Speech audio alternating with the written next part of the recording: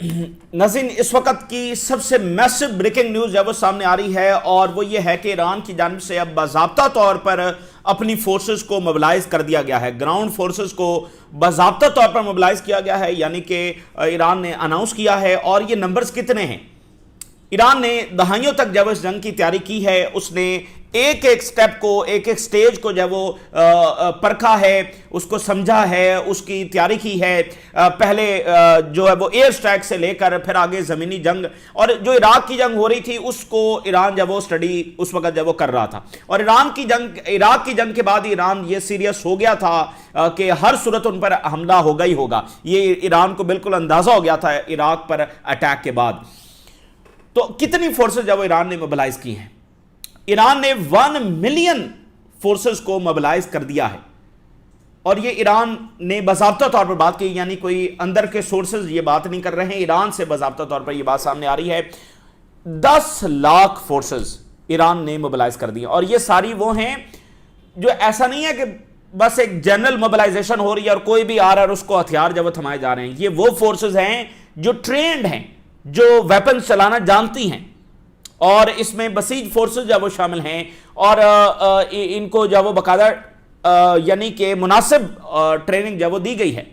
ये एक लंबी जंग और बहुत सारे वेपन ये चला सकते हैं। वेपन का भी फर्क होता है ना, अब कौन कौन सा जब चला सकते हैं। तो ये अच्छे और एडवांस जो वेपन्स है वो चलाने की ये सलाहियत रखते हैं, ठीक है ना। एक मिसाल के तौर पर जंग होती है, अफगानिस्तान में हुई, तो मुख्तलिफ लोग हथियार उठाते हैं अपने वतन का दिफा करने के लिए, वो एक अलग कहानी है। लेकिन ये वो ट्रेंड फोर्सेस हैं। तो IRGC इससे अलग है, ईरान की आर्मी जो है वो इससे अलग है। तो अब मुझे बताइए कि अमेरिका जो लड़ने आ रहा है, अच्छा वो बुनियादी तौर पर एक शॉर्ट अटैक करने आ रहा है, शॉर्ट ग्राउंड अटैक, जिसमें वो ये समझता है कि आइलैंड पर अटैक करेगा, स्ट्रेट ऑफ होर्मुज़ में फौजें उतारेगा तो इससे ईरान का सरेंडर हो जाएगा या पता नहीं क्या हो जाएगा। वो अभी भी एक शॉर्ट वॉर लड़ने के लिए आ रहा है। उसकी एयर स्ट्राइक्स भी शॉर्ट थी, इजी विन था।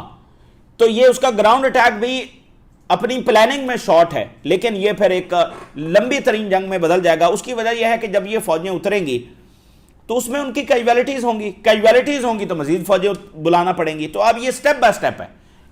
जो एयर अटैक है वही लीड कर रहा है ना जमीनी जंग की तरफ, step by step. Air attack से जब मकासद अचीव नहीं हुए तो अब अमेरिका फंस गया है कि फेस सेविंग क्या है, और ईरान ने स्ट्रेट ऑफ होर्मुज़ भी कंट्रोल कर लिया है। अब फेस सेविंग के लिए वो जमीनी फौज उतार रहा है थोड़ी सी, अब उस चक्कर में उसको मजीद उतारना पड़ जाएगा। तो ये इसी तरह से वो जब ड्रैग होता चला जाएगा। ईरान ये कहा है कि स्ट्रेट ऑफ होर्मुज़ अब हमारे कंट्रोल में रहेगा, हम उसके लिए फ्रेमवर्क जरूर बनाएंगे कि बाकियों को भी उसमें जब वो एक मुशावरत से एक मैकेनिज्म बनाया जाए। लेकिन जैसे स्ट्रेट ऑफ होर्मुज़ पहले हुआ करता था वैसे ये नहीं होगा, जैसे ये पहले इसका स्टेटस को था वैसे बिल्कुल नहीं होगा। और इसका नया फ्रेमवर्क जब हम बनाएंगे, और उन्होंने कहा कि F-35 अब तैयार होके और ध्यान से जरा ईरान की तरफ आए, F-35 को मजीद गिराने की ईरान की जानिब से वार्निंग जब सामने आ रही है। अब ये मामला काफी ज्यादा पेचीदा है कि यूं ही ये कह रहा है कि हमें एक डिसाइसिव विक्ट्री ईरान के ऊपर चाहिए, और ईरान एक फैसला कुन जंग की जब वो तैयारी कर रहा है, और अमेरिका जब वो जमीनी अटैक करने आ रहा है। इसराइल का जो आर्मी चीफ है इसने ब्रीफिंग दी है, और वो ब्रीफिंग जो है वो इजरायली मीडिया पर लीक हो गई है।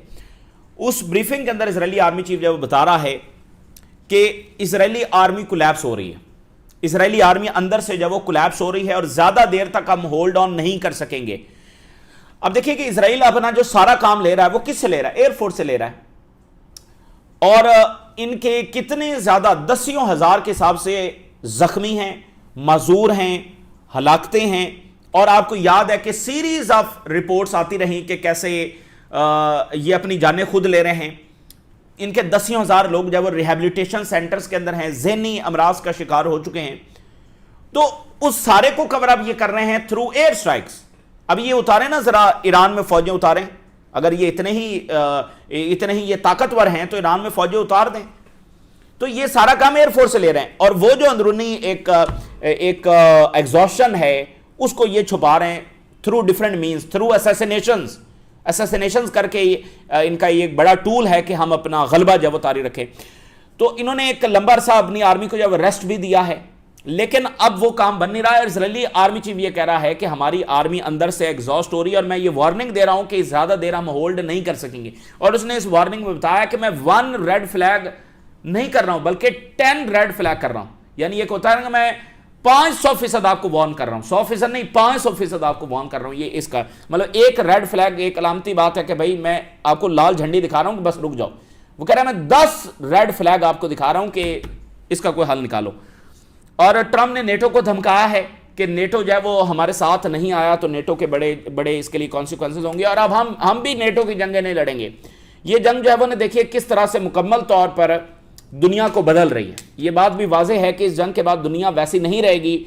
अब ट्रंप ने धमकी दे दी है कि नेटो जाने और उसकी जंगें जाने, हम भी नेटो की जंगें नहीं लड़ेंगे। तो दैट मीन्स कि अब यूक्रेन जाने और यूरोप जाने, तो यूरोप को अब अपनी सिक्योरिटी का बंदोबस्त जो है वो करना होगा। दैट मीन्स कि फिर अमेरिका को भी बेसिस वहां से निकालना होगी।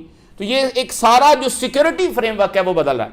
और ये बात ध्यान में रखें कि असल जो चीज होती है वो सिक्योरिटी फ्रेमवर्क ही होता है, बाकी चीजें सानवी हैं। उसके बाद उसी में इकॉनमी पनपती है, उसी में रियासतें पनपती हैं। इस जंग ने आपके सामने कितना बड़ा लेसन रखा है कि दुबई इतनी बड़ी इकॉनमी, इतनी बड़ी तरक्की, इतना शानदार इंफ्रास्ट्रक्चर, लेकिन सिक्योरिटी नहीं है तो कुछ भी नहीं है। ये अब दुनिया के ऊपर वाज़ेह हुआ है। तो सिक्योरिटी फ्रेमवर्क की सबसे बड़ी चीज है, उसी के अंदर रियासतें पनपती हैं, उसी के अंदर तरक्की होती है, उसी के अंदर जब वो सब चीजें परवान चढ़ती हैं। ये एक नेटो का सिक्योरिटी फ्रेमवर्क था जो दुनिया को चला रहा था, यानी अमेरिका और यूरोप। तो अब ये सिक्योरिटी फ्रेमवर्क जब वो बदल रहा है दुनिया में। प्यूटन ने कुछ वार्निंग जब वो दुनिया को जारी की है। प्यूटन ने कहा है कि जो मिडिल ईस्ट में जो जंग छेड़ी गई है, इसके ग्लोबल कॉन्सिक्वेंसेज जब वो आने वाले हैं अगर इस जंग को ना रोका गया। The consequences of the conflict in Middle East remains resistance to accurate prediction. उन्होंने कहा कि ये बिल्कुल वही रिजल्ट्स हैं, वही कॉन्सिक्वेंसेज हैं, वही तबाही है, वही क्राइसिस है जिसको हम प्रेडिक्ट करते रहे हैं कि अगर ईरान पर हमला हुआ तो उसका नतीजा ये निकलेगा। यानी कि ये तमाम चीजें पहले से वार्न की गई थी। यानी आप सोचिए कि अगर नॉर्थ कोरिया पर अटैक करे अमेरिका तो उसका नतीजा क्या दुनिया को वाज़ेह नहीं है कि क्या निकलेगा? अगर अमेरिका चाइना पर अटैक करे तो दुनिया को पता नहीं है कि इसका नतीजा क्या निकलेगा। तो इसी तरह से ईरान को इन दोनों के बराबर की ताकत नहीं है, लेकिन वो एक बड़ी ताकत था और सब ये वार्न कर रहे थे कि अगर उस पर अटैक किया गया तो नतीजा बहुत खौफनाक निकलेगा। तो पीटर कह रहे हैं कि ये वही नतायज हैं जिस पर हम वार्न करते रहे। और उन्होंने कहा कि मुझे ऐसा लग रहा है कि जो इस कॉन्फ्लिक्ट के अंदर इन्वॉल्व हैं, यानी अमेरिका और इजराइल की वो बात कर रहे हैं, they are powerless to predict anything. यानी उसने प्यूटन ने उनको एक ऐसा शख्स करार दिया है जिनको कुछ पता ही नहीं है, जो बिल्कुल सेंसलेस हैं, जो बिल्कुल अहमक हैं। They are powerless to predict anything. क्या उनको पता नहीं था कि इसका नतीजा ये निकलेगा? तो ऐसा लग रहा है कि ये ग्राउंड रियलिटी से बहुत दूर है। Putin warns that middle east conflict is disrupting global logistics, services and harming industries world wide. Putin ने वॉर्न किया है पूरी दुनिया की जो इंडस्ट्रीज हैं, सप्लाई चेन है, लॉजिस्टिक्स हैं, ये मुतासर हो रही हैं। पूरी दुनिया की इकॉनमी उससे मुतासर होने जा रही है, उससे लाखों मिलियंस ऑफ जॉब्स और पता नहीं क्या क्या क्राइसिस जब इससे आने वाला है। यानी ऐसा क्राइसिस जो आज तक दुनिया ने ना देखा ना इमेजिन किया, वो क्राइसिस जब वो दुनिया को आने वाला है। ठीक है ना? जब इंडस्ट्रीज बंद होंगी और शहरों में आए लोग उनको वापस जाना पड़ेगा, तो क्या मतलब हर मुल्क के लिए क्राइसिस और पता नहीं क्या क्या हुकूमतें जो बहुत सारी इस वक्त तो ओवरऑल अगर आप देखें तो रेशो ज्यादा अनपॉपुलर गवर्नमेंट्स की है। चाहे यूरोप देखें, चाहे आप एशिया देखें, ज्यादा रेशो अनपॉपुलर गवर्नमेंट्स की है। क्यों? क्योंकि महंगाई ऑलरेडी ज्यादा है और गवर्नमेंट जो वादे करके आती हैं वो पूरे नहीं कर पा रही। यही ट्रंप जो है वो कितने वादे करके आया था, क्या वो पूरे कर पा रहा है? अभी जो रिसेंट इलेक्शंस यूरोप में हुए, जो वहां पर गवर्नमेंट्स आई हैं, चाहे वो जर्मन चांसलर हो, चाहे और गवर्नमेंट्स हो, क्या वो पॉपुलर हैं? एशिया में यही सूरत हाल है। तो गवर्नमेंट्स जो हैं वो ऑलरेडी अनपॉपुलर हैं। ऊपर से जब ये इंडस्ट्रीज बंद होंगी, इसका इकोनॉमी का, जॉब्स का क्राइसिस आएगा, तो फिर उसके बाद क्या बनेगा? ये गवर्नमेंट्स कैसे सर्वाइव करेंगी? और इतनी बड़ी इन्फ्लेशन। तो प्यूटन ये वार्न कर रहे हैं दुनिया को कि ये बिला वजह की जंग है, और वो जंग है जो हम बता रहे थे कि इसका नतीजा ये होगा। वो ये समझाना चाह रहे हैं ना दुनिया को कि भाई जो आगे होने जा रहा है वो भी अब हम बता रहे हैं, जो हो रहा है इसको भी हमने वार्न कर दिया था, लेकिन इसके बावजूद कुछ ऐसे सेंसलेस लोगों ने ये जंग मुसल्लत कर दी। और अब हम फिर दुनिया को खबरदार कर रहे हैं कि दुनिया की इंडस्ट्री जब वो खत्म हो सकती हैं अगर इस जंग को ना रोका गया। तो ये मैसेज उनका अमेरिका और इजराइल के लिए। अब आप देखिए कि जो जो ऑयल कंपनी के बड़े सीईओ हैं, उन्होंने कहा है कि Hormuz blockade risk oil shortage within months. Globally जो है ऑयल शॉर्टेज जब वो होने वाली है विद सीरियस इकोनॉमिक रेपरकशंस। देखें, अगर किसी मुल्क में सिर्फ एक दिन ऑयल ना मिले तो उस मुल्क की हालत क्या बन जाएगी। फौरी तौर पर पावर आउटरीच हो जाएगी, इदारे बंद हो जाएंगे, कम्युनिकेशन ट्रांसपोर्टेशन बंद हो जाएगी, पूरा का पूरा मुल्क ठप हो जाएगा। अभी आप क्यूबा में देखें ना कि ऑयल खत्म हुआ है तो वहां पर क्या सूरत हाल बन गई, पूरा मुल्क अंधेरे में डूब चुका है, हॉस्पिटल्स बंद हो चुके हैं। तो एक दिन का खसारा भी दुनिया बर्दाश्त नहीं कर सकती है। तो अब ये खुद वो कंपनीज के जो सीईओज हैं वो वार्न कर रहे हैं कि ग्लोबल ऑयल क्राइसिस आ रहा है। तो प्यूटन भी तो ये बात कर रहे हैं। अच्छा, अब इधर वॉल स्ट्रीट जर्नल की ये खबर है कि जमीनी अटैक होने जा रहा, और इसमें उन्होंने 3 रिपब्लिकन्स को भी कोट किया है। दे स्ट्रांगली हिंटेड के एक प्लान एग्जिस्ट करता है ग्राउंड ऑपरेशन का इन ईरान एंड इट में बिगैन सून। देखिए, जब मुज़ाकरात नहीं हो रहे हैं और उसके कोई चांसेस नहीं है, क्योंकि अमेरिका अपनी डिमांड से पीछे हटने के लिए तैयार नहीं है, क्योंकि वही इलॉजिकल जो इसराइली डिमांड्स हैं। ना ईरान के बैलिस्टिक मिसाइल से अमेरिका को खतरा है, ना ईरान ने न्यूक्लियर आज तक बनाया है, और ना ईरान मिसाल के तौर पे अगर सपोर्ट करता है हिजबुल्लाह की या हमास की या यमन की। ये वो तंजीमें हैं जो अपनी शनाख्त रखती हैं। हिजबुल्लाह ईरान ने नहीं बनाई है, हिजबुल्लाह तब बनी है जब कब्जा हो चुका था लेबनान। हमास फलस्तीनी रेजिस्टेंस है, और फलस्तीन की रेजिस्टेंस ईरानी रेवोल्यूशन से पहले एग्जिस्ट करती है। इसी तरह अंसारुल्लाह उनकी अपने जो यमनी हालात हैं उसमें अंसारुल्लाह जब सामने आई है। तो ये नहीं कि ये हर फैसला ईरान का मान रहे होते हैं, ये अपने फैसले करते हैं। ये ईरान के बहरहाल इत्तेहादी हैं, जैसे अमेरिका के इत्तेहादी हैं तो ईरान के इत्तेहादी हैं। इसमें क्या मसला है? और ये क्या यमन अमेरिका के लिए कोई खतरा है? हिजबुल्लाह हमास को अमेरिका के लिए कोई खतरा है? स्ट्रेट ऑफ हॉर्मुज़ तो वो है जो पहले ही खुला हुआ था। तो अमेरिका अगर चाहे तो इजरायली डिमांड्स को अगर वो साइड पर रखकर, यही बात जो कैंट ने की है, जो कैंट ने यही बात की है कि ये मुज़ाकरात कभी कामयाब नहीं हो सकते जब तक हम इजरायली डिमांड्स को साइड पर नहीं रखेंगे। अब वॉल स्ट्रीट जर्नल बता रहा है कि ग्राउंड अटैक होने जा रहा है। सीएनएन भी यही बात कर रहा है। अच्छा, CNN is the only western media जिसको ईरान ने अलाउ किया हुआ है कि वो ईरान में आकर रिपोर्टिंग कर सकता है। इस वक्त सीएनएन के नुमाइंदे ईरान में मौजूद हैं, सिर्फ सीएनएन को ईरान ने जो अलाउ किया। सीएनएन इस बात को कंफर्म कर रहा है, वॉल स्ट्रीट जर्नल कंफर्म कर रहा है। सीएनएन ने यह बताया कि माइंस डिप्लॉय करना शुरू कर दिए। अभी ट्रंप कह रहा है कि वहां पर माइंस हैं, लेकिन हमें पता नहीं है कितनी माइंस हैं। ये उधर उतरेंगे स्ट्रेट ऑफ हॉर्मुज़ में या खारज आइलैंड में, वहां पर पता नहीं कितनी माइंस उन्होंने लगाई हैं, क्या प्लानिंग्स कर रखी हैं, वहां पर इनका बहुत ज़्यादा नुकसान हो सकता है। फिर ये जो ही उतरेंगे साथ ही इन पर ड्रोन्स और मिसाइल बरसना शुरू हो जाएंगे। वहां पर वर्बा मिसाइल उन्होंने ट्रांसफ़र कर दिए हैं और surface to air missile transfer किए हैं। तो ये इनके लिए बहुत एक डरावना ख्वाब ये बन जाएगा। और स्ट्रेट ऑफ हॉर्मुज़ चूंकि ईरान के कंट्रोल में है तो ये फौरी एक सप्लाई नहीं पहुंचा सकेंगे। एयर से कितनी सप्लाई ये वहां पर पहुंचाएंगे? तो बाय सी फ्रॉम बेसेस ये फौरी एक बड़ी सप्लाई भी वहां पर नहीं पहुंचा सकेंगे। फिर फूड कहां से इतना आएगा? फिर जो एक्सप्लोसिव्स हैं, रीलोड है वेपन का, वो कहां से आएगा? क्योंकि वो आइलैंड तो बिल्कुल फ्लैट है, उसमें ये कहां पर छुपते फिरेंगे। अब ईरान तस्नीम न्यूज एजेंसी जो उनका one of the top media है, वो ये बता रहा है कि more than 1 million fighters have been equipped for the ground battle with the United States. यानी उनको लैस कर दिया गया है 10 लाख फौज, और इसमें IRGC अलग है और इसमें ईरानियन आर्म्ड फोर्सेस अलग है। ये अलग फोर्सेस हैं, 10 लाख फाइटर्स हैं जिनको इक्विप्ड कर दिया गया है, इनको हथियार दे दिए हैं, इनको लैस कर दिया गया है। इनके पास ड्रोन्स भी होंगे, इनके पास बंदूकें भी होंगी, इनके पास वर्बा मिसाइल भी होंगे, इनके पास पता नहीं क्या क्या सरप्राइजेस हैं।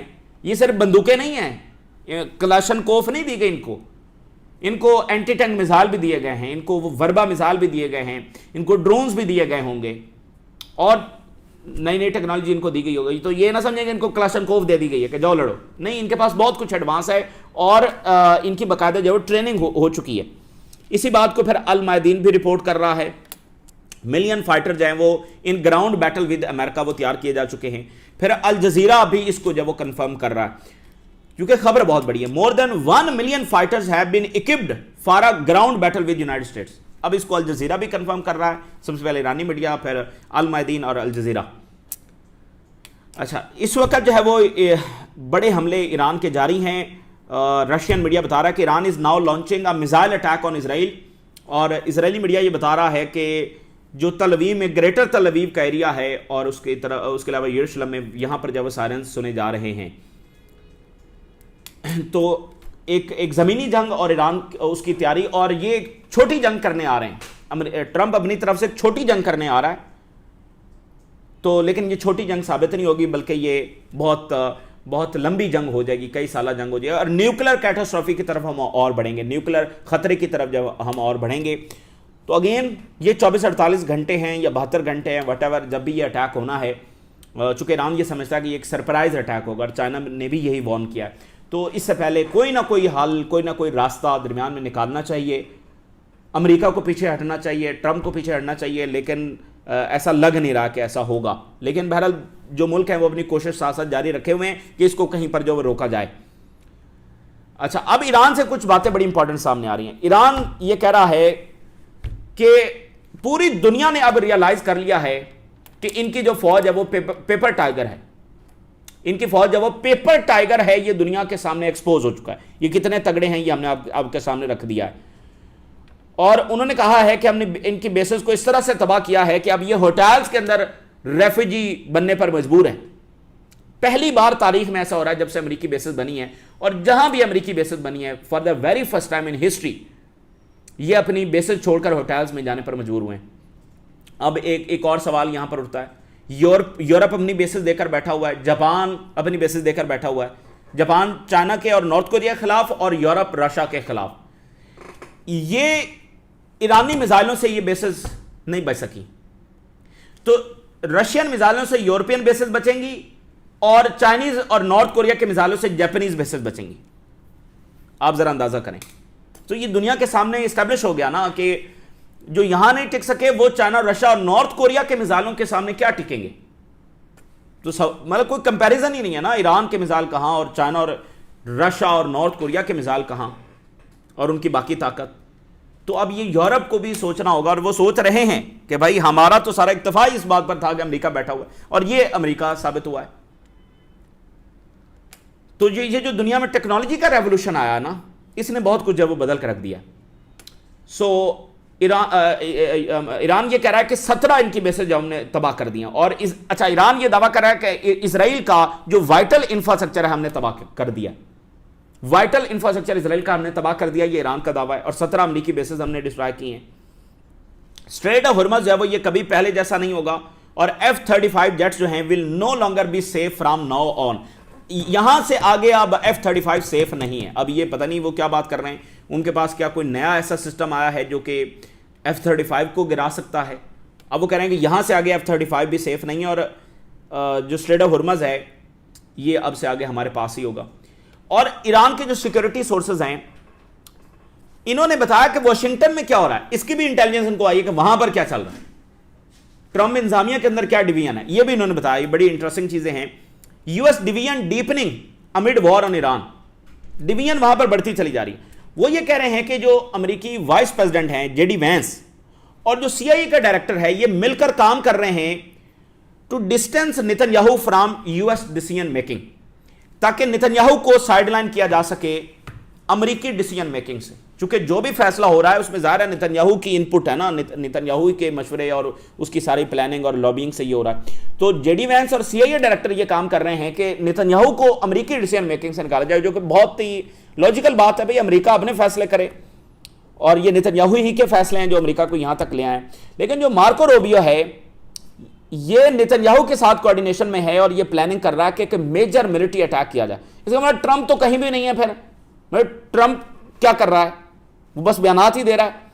तो रूबियो नेतन्याहू के साथ मिलकर एक मेजर मिलिट्री अटैक करने की तैयारी कर रहा है, और सीआईए जो है वो ये बात कर रही है और इस बात को पुश कर रही है कि हमें सिर्फ ग्राउंड फैक्ट्स को देखकर ही फैसले करने चाहिए, नॉट ऑन इंस्टिंक्ट्स कि हमारी ये फीलिंग आ रही है, हमारी ये छठी कह रही है।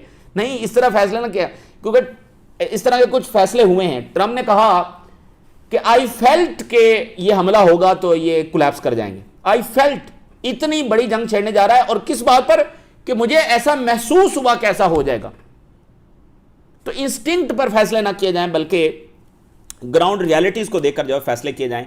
जैसे अब ज़मीनी जंग है, तो ग्राउंड रियलिटीज़ को देखा जाए कि ये अमेरिका के फ़ायदे में भी है या नहीं है। तो objectives of making Washington that this war must be the last. Iran ये कह रहा है कि हम इस बात को यकीनी बना रहे हैं कि हम इस जंग को आखिरी जंग बनाएं, फैसला कुन जंग हो ये अमेरिका के साथ हमारी, इन ऑर्डर टू थॉट any perception of victory for Trump. और ये जो सेंस ऑफ विक्ट्री है इनके लिए, उसको भी किस सूरत होने ना दें। और यानी ईरान बता रहा है कि हमारा मकसद क्या है, हमारा स्ट्रेटजी का ऑब्जेक्टिव क्या है कि इस जंग को हर सूरत आखिरी जंग ही बनाए, ये नहीं कि अमेरिका और इजराइल 6 महीनों बाद या 1 साल के बाद दोबारा आ जाएं। और उन्होंने कहा कि इनकी जो चालाक जहनियत है और इनके जो वादा खिलाफी है, इसको देखते हुए हम ऑल एफर्ट्स के ऊपर फोकस रखे हुए हैं, wide scale war and containing any surprise action, कि हमारा इस पर भी फोकस है कि चूंकि ये बहुत चालाक हैं, ये बहुत मकार हैं, धोखेबाज हैं, ये कोई भी हरकत कर सकते हैं, तो हम एक वाइड स्केल वॉर की भी तैयारी कर रहे हैं, जो 1 मिलियन उन्होंने मोबिलाइज कर भी दिए। तो इधर डिवीजन भी है, ये सारी चीजें भी, लेकिन वो कह रहे हैं चूंकि ये चालाक हैं, मकार हैं, सारा हैं, तो हम अपनी तैयारी पूरी रखे हुए हैं कि हम बुनियादी तौर पर एक वाइड स्केल वॉर की तैयारी कर रहे हैं। अच्छा, अब ये कह रहे हैं कि Trump withdrew when he received a strict Iranian retaliation. ये जो ट्रम्प ने धमकी दी थी कि हम पावर प्लांट्स पर अटैक करेंगे, लेकिन ईरान कह रहा है कि ये इस वजह से पीछे हुआ कि हमने कहा कि हम रिटेलिएट करेंगे। और ईरान ये कह रहा है कि इजराइल में सेंस ऑफ बिट्रेयल गया जब ट्रम्प पीछे हटा। इजरायली आर्मी चीफ के जरा सुन लें, Israeli army chief channel 13। Israeli army chief warned last night to cabinet that Israeli army is heading toward collapse from the inside and I am raising 10 red flags. Raising 10 red flags. Cabinet को last night Israeli army chief ने बताया है कि हम अंदर से collapse हो रहे हैं, चूंकि आर्मी इतनी ज्यादा एग्जॉस्ट कर चुकी है, हम अंदर से कोलैप्स हो रहे हैं और मैं ये बिल्कुल वार्न कर रहा हूं। अब इसी बात को रशियन मीडिया उठा रहा है, RT media. Israeli army chief, the Israeli army is heading toward collapse, we will not hold out, हम टिक नहीं सकेंगे जिस तरह से जंग आगे बढ़ रही। रशियन मीडिया ने भी इसको उठाया। और फिर इजराइल का चैनल 14, वो 13 था, ये 14, there is a man power problem within Israeli army amid a multi front war. एक मल्टी फ्रंट वॉर है, हिजबुल्लाह कई महीने तक इनसे लड़ सकती है। तो वहां पर ये 4 लाख रिजर्व्स को जब मोबिलाइज कर रहे हैं और ऑलरेडी एक एग्जॉस्शन है और सारे मामलात हैं और ज़हनी वो ऑलरेडी खलफशार का शिकार हैं। तो ये बहुत बड़ा वाक़या कि इजरायली आर्मी चीफ ये कह रहा है।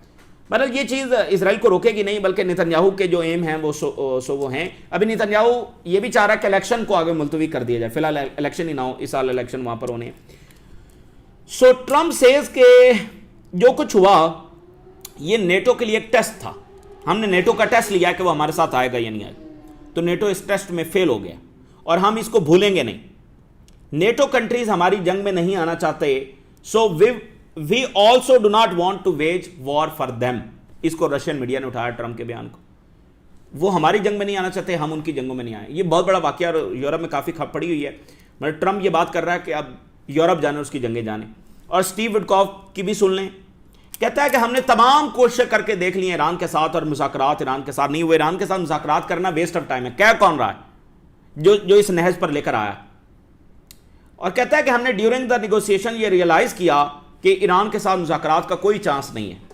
अच्छा जी, जो यूरोप है वो ये कह रहा है, काजा क्लास ने ये कहा कि ऑयल प्राइसेस जब वो राइज कर रही हैं due to the war in Iran, और इससे रशिया को मजीद पैसे बन रहे हैं जिससे वो यूक्रेन की वॉर को फंड कर रहा है। यूरोप यूक्रेन की जंग में, जब यूक्रेन की जंग छिड़ी उस वक्त भी एक इंतहाई ऐसा फैसला किया जिसने उनको बहुत कॉस्ट किया और अभी तक कॉस्ट कर रहा है। फिर जब ईरान की जंग छिड़ी है, यह भी उनका इंतहाई रियलिटी से हटकर एक फैसला था जिसमें वो ईरान की जंग की हिमायत में आए, उन्होंने सपोर्ट किया इस हमले को और सालों तक प्रोपेगेंडा किया। और उनका एस्टिमेट ये था, जो ईरान के फॉरेन मिनिस्टर ने कंफर्म भी किया कि उनका एस्टिमेट यही था कि ईरान तबाह होगा और रशिया को नुकसान होगा।